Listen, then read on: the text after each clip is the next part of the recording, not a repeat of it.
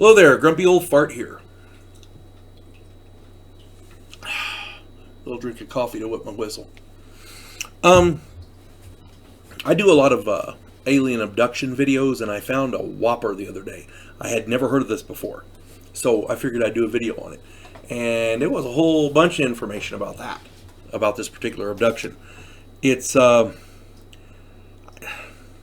had never, like I said, I'd never heard of it before, and this meets every requirement of alien abduction as far as it's got everything. It's got missing time. It's got the UFO sighting. It's got the hypnotic regression to find out what happened and blah blah blah blah. It's got everything.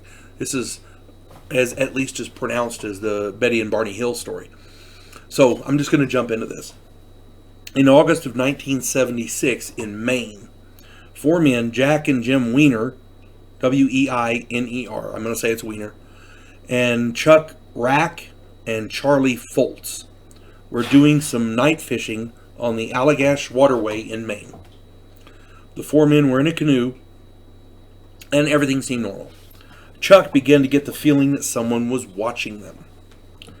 As he turned around to scan the area, he saw a large, bright sphere of colored light hovering motionless and silent about 200 to 300 feet above the southeast rim of the cove. He got the others' attention, and they all saw the glowing object. They all agreed that the object had a rolling, boiling, kind of a roiling liquid appearance to it. Charlie began using a flashlight to flash and blink at the object in an attempt to communicate, kind of like Morse code or whatever. The object immediately began moving toward them, and it emitted a beam of light which engulfed the 4 men. The next thing the 4 knew, they were back at their camp on the beach. And to them at the time, it felt like just a few minutes had passed.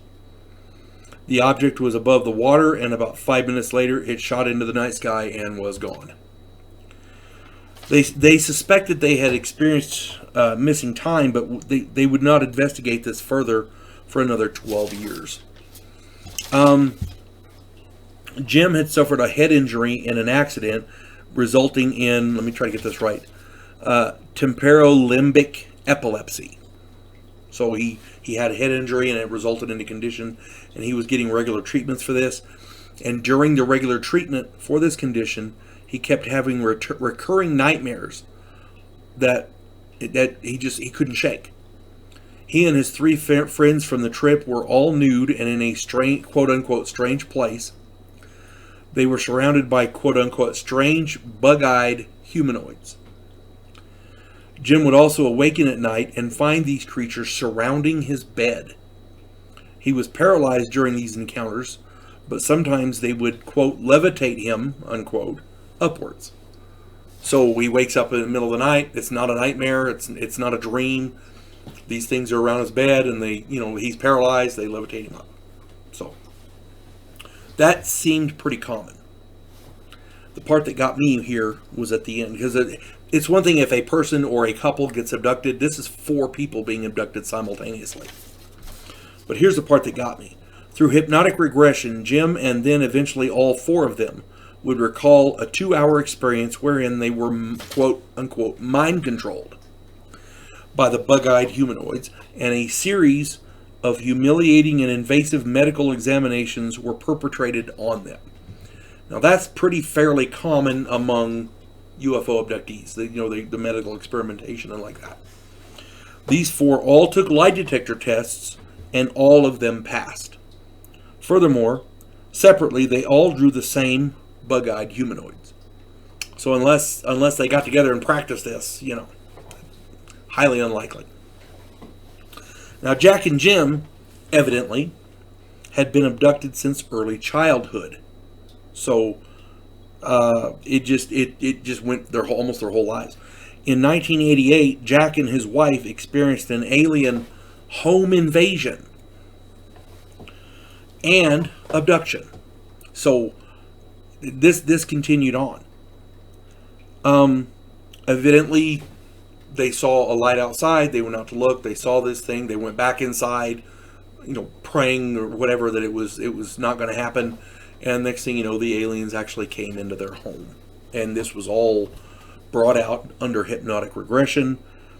This particular incident left burn marks on his feet and other marks like the scoops. I talk about them in the alien abduction videos. Go check those out. But there's a lot of physical evidence that something did in fact happen. So we have 2 people who've been abducted their entire lives. All 4 of them get abducted at a lake. And then the abductions continue after that for the 2 men.